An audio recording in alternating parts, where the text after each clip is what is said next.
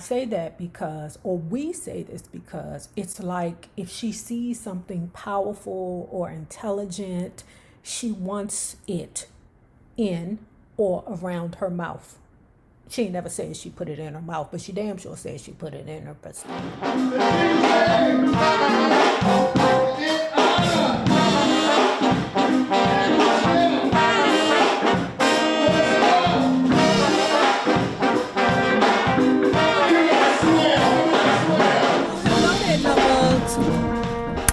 Hello there, Bellas. If you have not already done so, please remember to like, share, subscribe, and visit uptopbeauty.com. As permanent as a band funded by a numbers man can be. My own band, led by Rudy Robinson. That's great. I even have a name. Something better than Bettye and her boys, I presume? Much better. 7 below 0. Is that the temperature I'm coming home to, Jim? Cold front coming in from Canada. But this band's so hot you'll feel like it's June. Bless you, Daddy. I'll see you at the airport, baby. Jim pulled off the coup. The man was always pulling off coups, and all out of regard for me. What had I done to deserve this kind of treatment? Yeah, what the hell has LaVette done to deserve this kind of treatment from this man? He helped me put together a couple of bands. The first had been the Fun Company, but 7 below 0 sounded so hip that even though I was still far from the big time, I was in good musical shape, playing local gigs, making minor money. I was back home with mama, sister, and my daughter, now a smart and lovely teenager. Maybe the local grind would lead to something. But the phone stayed silent, and the small gigs stayed small.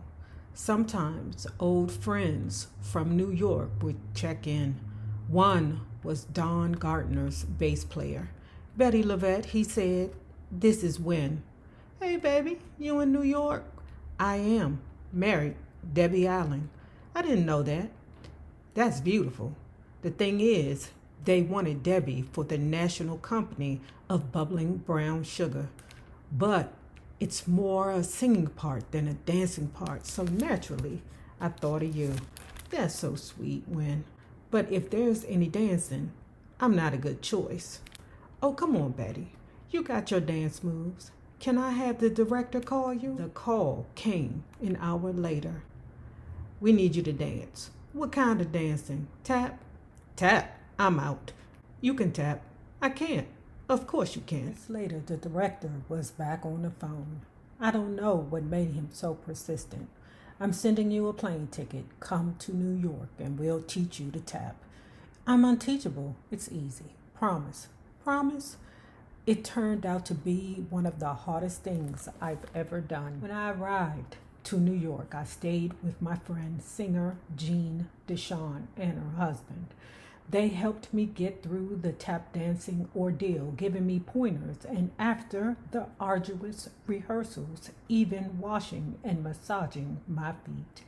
Beyond being inept, I felt silly. And I got the part. The part was good. There was no real story, just an excuse to see dances and hear songs loosely connected with the Harlem Renaissance of the 20s and 30s. It opened on Broadway in 1976 and ran for 766 performances. Once I got past the trauma of tapping, I was thoroughly thrilled. This was what I imagined show business to be all about. You put on a fabulous costume, sing a song or two, received a standing ovation, and then go to a chic bar to sip champagne with your sophisticated friends. Just something about the theater that just sends me. And I don't know if it was because I was introduced to the theater very young, but I'm telling you, I am so impressed with it all. And The Wiz is on Netflix now, just in case y'all didn't know. I mean, I could just see myself as the incredible, fabulous miss one. I thought I was Ginger Rogers. Of course, Ginger could dance, but she couldn't sing God Bless the Child, Sweet Georgia Brown, In My Solitude, and Stormy Monday like I could. I had no problems when I replaced Vivian Reed from the original production. I had big moments and took advantage of them. The star of the show was Charles Honey Coles. He had danced with the Calloway band in the 40s before forming the fabulous duo of Coles and Atkins. His partner, Charlie Atkins. Wow! His partner, Charlie Atkins, was the man hired by Berry Gordy in the 60s to teach all of his acts, the Temps, Tops, Supremes, and Vandellas, to dance for their gigs at the Copacabana. The fact that Honey was 35 years older than I was made absolutely no difference. We've established that this lady is the Corinne Steffens of the 50s and 60s, okay, and into the 70s. And I say that because, or we say this because, it's like if she sees something powerful or intelligent, she wants it in or around her mouth. She ain't never said she put it in her mouth, but she damn sure said she put it in her. The fact that Honey was 35 years older than I was made absolutely no difference. I adored him. As the national touring company made its way around the country, I fell into a satisfying routine. 9 months into it, though, I received a bad shock. Honey was leaving to do a show in Paris. Take me with you, Daddy, I begged. Wish I could, Betty, but they need you here. I'm replaceable, I said. You aren't. Are you kidding? They got Calloway taking my place. Cab's cool, but he can't dance like you. As it turned out, I did like Cab, but no one else in the company did. They said that Calloway was difficult, like how Lisa Ray McCoy loves to wear her white all year round. Calloway loves to wear his white suit because she was the only person who could really get next to him enough, whereas he might listen.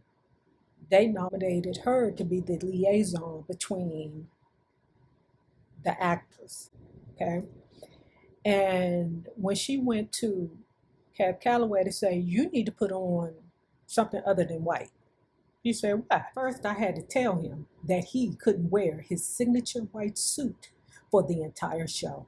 We wore white in the last act, and if he wore white earlier, the effect would be ruined. Cab didn't give a shit. Been wearing white before those assholes were born, he said. Why should I change? It'll help the show, Cab, I said. Fuck the show. When the show moved on to another city, I was the only one he let ride with him in his town car. We had to stop every 100 miles so I could run in and put down his bets on the OTB machines. Oh, that's the numbers. And she said she didn't mind. I didn't mind.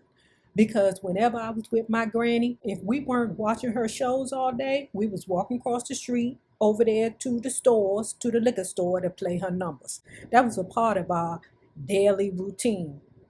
Okay? Maybe I should get into playing the numbers. I might hit. I don't even understand the concept of the numbers.